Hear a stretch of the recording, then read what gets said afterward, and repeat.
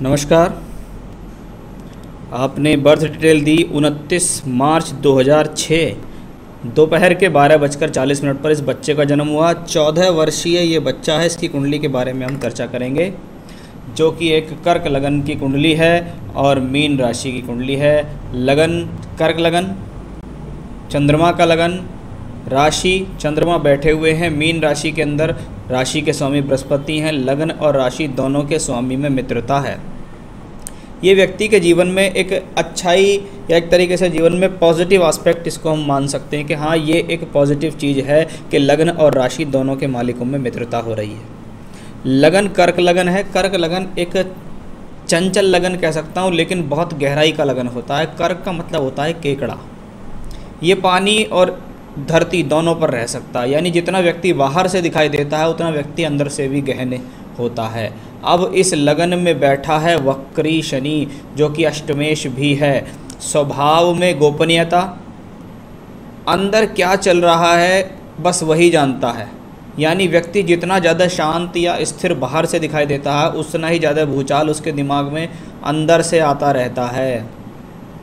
ऐसे लोग जीवन में स्वभाव से गोपनीय भी होते हैं और किसी के भी सामने पूर्ण रूप से खुलकर नहीं आते हैं। ऐसा बहुत अधिकतर देखा गया है। जब ये वक्री होता है तो अपनी दशा काल में शनि बीमारी दे सकता है, आपको मार्ग से भटका सकता है। लेकिन व्यक्ति कहीं ना कहीं खोजी प्रवृत्ति वाला होता है, वो किसी न किसी प्रकार की खोजबीन में लगा रहता है। वैवाहिक तौर पे देखें तो ऐसे लोगों का विवाह थोड़ा सा देरी से देखा गया है। साथ ही साथ एक आयु के दृष्टिकोण से इसको ठीक ठाक कहा गया है। कोई बहुत अच्छा संकेत नहीं है, क्योंकि ये हेल्थ के ऊपर प्रभाव डालता है या आपके गलत आदतों के ऊपर भी प्रभाव डालता है। आपको किसी न किसी प्रकार की गलत आदत या गलत संगत में भी ये प्लेनेट डाल सकता है। चलिए बात करते हैं नवम भाव में बैठे सूर्य चंद्र राहु के योग की। जब सूर्य और चंद्रमा देखिए कितने पास हैं। 14 डिग्री का सूर्य है, 12 डिग्री का चंद्रमा और 10 डिग्री का राहु। इसको कहते हैं कि बच्चा अमावस्या के दिन पैदा हुआ और तब पैदा हुआ जब आसपास ग्रहण की स्थिति थी। इसको कहते हैं हम सूर्य चंद्र राहु का अमावस्या में ग्रहण दोष में पैदा होना।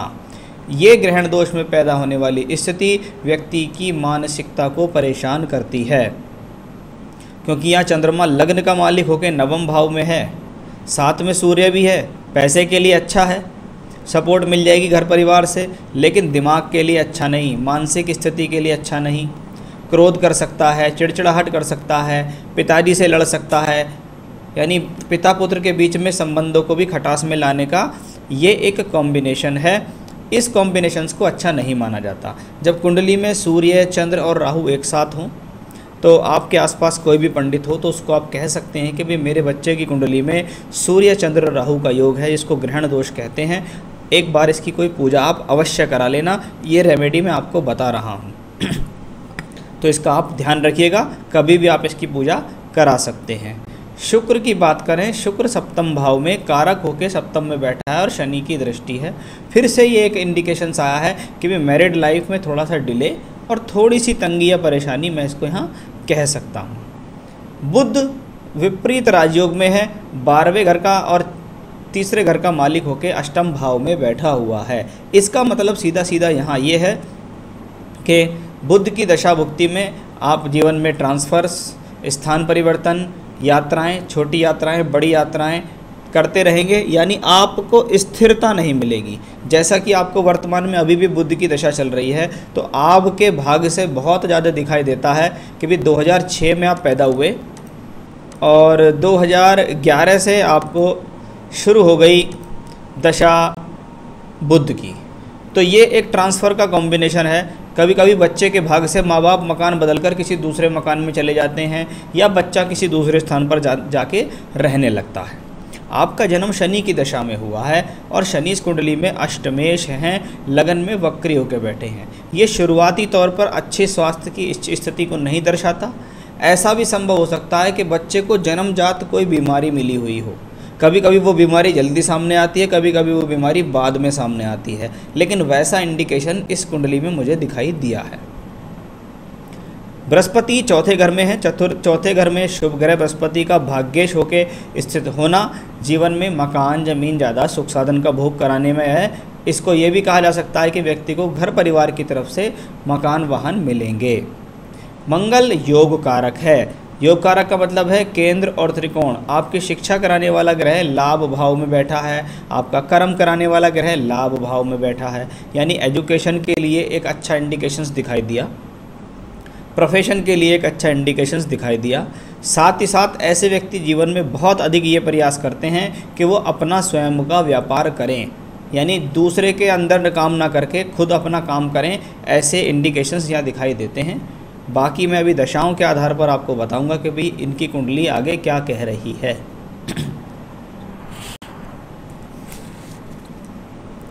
बुध की महादशा इस बच्चे को चल रही है। 15 मई 2020 से बुध में मंगल शुरू हो गया।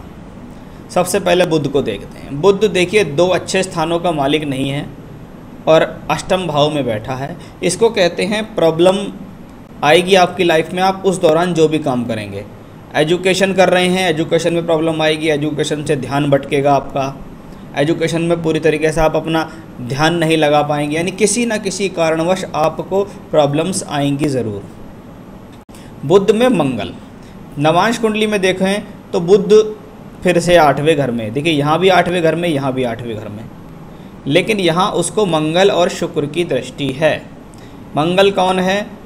भाग्येश योग कारक हैं और शुक्र दशमें से, यानी मंगल को कुछ सपोर्ट यहाँ बुध को मिल गया है, वो बृहस्पति की राशि में यहाँ बैठ गया है, यानी स्थिति जो यहाँ प्रॉब्लमेटिक थी वो यहाँ कुछ सुधर गई है। अब बच्चे की उम्र है 14 साल। एजुकेशन कितना तक होगा? 2021 साल में मैट्रिक परीक्षा देगा, क्या उसमें ये पास होगा? अभी चल रही है 2020 और 2021 तक बुध में मंगल। हाँ, मंगल ने इस प्रकार की सूचना दे दी है कि ये बच्चा मैट्रिक में अवश्य पास होगा। तो पहला सवाल तो ये है। दूसरा इसी से जुड़ा हुआ है कि एजुकेशन कितना होगा। देखिए 2021 में मैट्रिक और 2023 में जाते जाते बुध में राहु की दशा आ जाएगी, तब जाके इनको 12th में आ जाएंगे, और फिर उसके बाद आएगी बुध में बृहस्पति। अब बुध में बृहस्पति का कॉम्बिनेशन ये कहता है कि ये बच्चा ज़रूर किसी न किसी प्रोफेशनल क्वालिफिकेशन में एंट्री कर जाएगा, यानी कोई ना कोई ऐसे डिपार्टमेंट में ये जाके एडमिशन ले लेगा जहाँ ये अपनी पढ़ाई को पूरी करेगा, क्योंकि इसमें एक तकनीकी पढ़ाई के योग ज़्यादा दिखाई देते हैं मुझे। ये नॉन टेक्निकल एजुकेशन यानी हिस्ट्री, ज्योग्राफी, हिंदी, समाजशास्त्र, सोशोलॉजी ऐसे सब्जेक्ट नहीं पढ़ेगा। ये सब टेक्निकल एजुकेशन, फिजिक्स है, केमिस्ट्री है, मैथमेटिक्स है, कॉमर्स है, कंप्यूटर है, ऐसे ही सब्जेक्टों में व्यक्ति जीवन में सफलता हासिल करते हैं। तो एजुकेशन के पॉइंट ऑफ व्यू से मैं कह सकता हूँ आपको भी चिंता होगी, इनके स्वभाव को देखकर भी पता नहीं पढ़ेगा नहीं पढ़ेगा क्या करेगा, लेकिन ये चल जाएगा। लेकिन ये वो बच्चा है जो औसत रूप में पढ़ाई करेगा, ये कोई बहुत ब्रिलियंट नहीं रहेगा, ये कोई बहुत बढ़िया परसेंटेज नहीं लाएगा, ये औसत तौर पर पढ़ाई करने वाले योग मुझे इस कुंडली में दिखाई देते हैं। बहुत हद तक देखा जाता है अपने दिमाग के तौर पे कि भाई इनका माइंड बहुत ज़्यादा डाइवर्ट रहता है, इसकी वजह से भी ये अच्छी एजुकेशन नहीं कर पाएंगे। मान सम्मान कैसा रहेगा? मदर, फादर और सिस्टर के साथ रिलेशन कैसा रहेगा? देखिए मदर के साथ तो स्थिति ठीक है, लेकिन फादर के साथ स्थिति प्रॉब्लमेटिक रहेगी, एक बात। दूसरा, अगर भाई बहन छोटे हैं तो प्रॉब्लम रहेगी, और बड़े हैं तो ठीक रहेगा। मान सम्मान की बात करें, कोई बहुत अच्छे मान सम्मान के योग इस कुंडली में नहीं दर्शित हो रहे। नौकरी है या बिजनेस? अगर बिजनेस है तो कौन सा बिजनेस है? ठीक है, मैंने आपको बताया था कि हाँ इसमें बहुत ज़्यादा योग बनते हैं बिजनेस वाले, लेकिन 2028 तक तो इनको नौकरी ही करनी है, उसके बाद ये बिजनेस की लाइन में आ सकते हैं। सबसे पहला प्रयास कीजिए, अगर घर परिवार में कोई बिजनेस होता हो तो वो बिजनेस इनको कराइए, और अगर नहीं होता है कोई बिजनेस तो ऐसे व्यक्ति क्लोथ्स, कपड़े का काम, गारमेंट्स का काम, बुटीक का काम, टेलरिंग का काम, आर्टिफिशियल ज्वेलरीज़ का काम, लेडीज़ से संबंधित टेलरिंग का काम, या महिलाओं से संबंधित कोई काम, चाहे उसमें क्लोथ्स हों चाहे ज्वेलरी हो, ऐसा कोई भी काम जीवन में करेंगे बिजनेस तो सफलता मिलेगी। इसका कितने साल में मैरिड होगा? इसने लव मैरिज करेगा या अरेंज मैरिज करेगा? बुध की दशा चल रही है और अभी तो बुध बहुत लंबी है। बुध में शनि, ये आएगी मार्च 26 से नवंबर 2028 तक। जब लगभग 20 साल की उम्र होगी इनकी मार्च 26 में। और एक तो इनको जब बहुत अच्छी दशा आएगी शादी की, मुझे लगता नहीं है कि उस दौरान इनकी शादी हो जाएगी। चलिए उसके बाद बात करते हैं 28 के बाद, जब इनको केतु की दशा शुरू होगी। केतु यहाँ मंगल की राशि में। देखिए प्रेम संबंध तो दिखते हैं मुझे इस चार्ट में, लेकिन ये एक वैवाहिक मैरिड लाइफ वाली कुंडली नहीं है, उसकी लव मैरिज की कुंडली नहीं है, ये एक अरेंज मैरिज वाली ही कुंडली है। तो अरेंज मैरिज होगी और केतु में सूर्य में जाके कहीं इनकी शादी होगी। 2030 और 31 इनके लिए ज़्यादा अच्छा समय शादी वाइज रहेगा। मैरिज तो अरेंज मैरिज ही ज़्यादा बढ़िया है। वैवाहिक जीवन के हिसाब से मैंने आपको बता ही दिया है, प्रॉब्लम तो है थोड़ी बहुत। बाकी इनकी पत्नी की कुंडली से ज़्यादा स्थिति पता लगेगी। इसके नसीब में कोई मेजर एक्सीडेंट तो नहीं है। इसका एज होने से शरीर कैसा रहेगा, देखिए मैंने शुरू में इंडिकेशंस दिए थे कि ज़रूर इस बच्चे को हो सकता है कोई अंदरूनी तौर पे बीमारी हो। कहते हैं बच्चा जन्म से ही माता के गर्भ से कोई ना कोई बीमारी लेकर पैदा होता है, जिसके कारण शारीरिक क्षीणता, शारीरिक कमजोरी, इम्यून सिस्टम का कमज़ोर होना ऐसा होता है। कभी कभी वो बीमारी बहुत बाद में निकल के सामने आती है, तो वैसा इसमें दिखाई देता है। जहाँ तक बात करते हैं मेजर एक्सीडेंट की, मुझसे आपने बात पूछी है, तो अभी मैं आपको बता देता हूँ। जब बुध में राहु की दशा आएगी, कब आएगी ये दशा, देखिए मई 21 से नवंबर 23, ये वो समय हो सकता है जब इनको कोई चोट लग सकती है किसी ड्राइविंग के दौरान, खेलते के दौरान, या कोई चीज़ चला रहे हैं, स्कूटी है, बाइक है, उस दौरान इनको भी प्रॉब्लम्स आ सकती है। थोड़ा बच्चे का ध्यान रखिएगा उस समय पे। इसका अपना घर, गाड़ी, ज़मीन ETC एज किस एज में मिलेगा।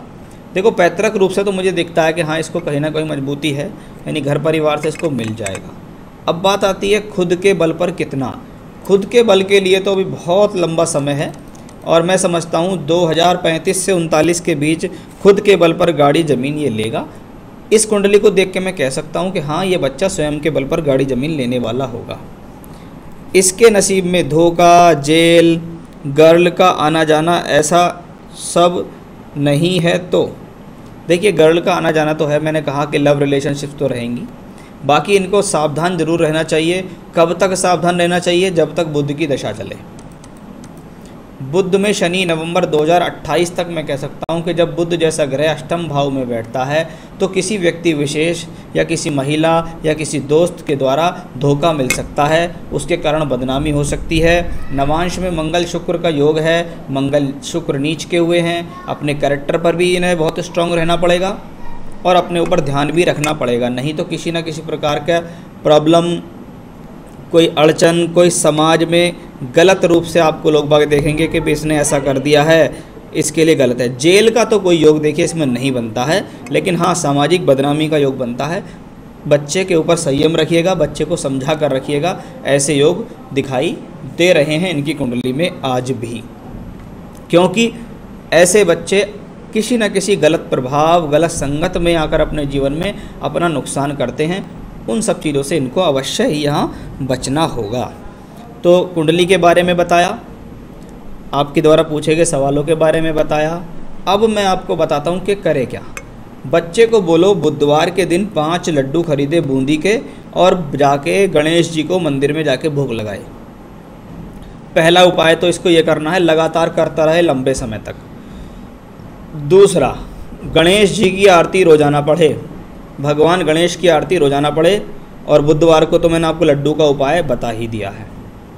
2 उपाय, सोमवार के सोमवार शिवलिंग पर जाए, भगवान शिव को जल चढ़ाए, उनके पूरे परिवार को जल चढ़ाए। तो सोमवार को शिवलिंग पर जल चढ़ाना, बुधवार को जाके गणेश जी को लड्डू का भोग लगाना, रोज़ाना गणेश जी की आरती पढ़ना, और अगर हो सके तो दिन में कम से कम 21 बार गायत्री मंत्र का जाप करना इनके लिए बहुत ज़्यादा लाभकारी रहेगा। साथ ही साथ मैं आपको यहाँ बता देता हूँ कि इनको शनिदान आप कराते रहें। शनिवार के दिन कुछ भी जो मन करे उसका यहाँ दान आप यहाँ करा सकते हैं। नमस्कार।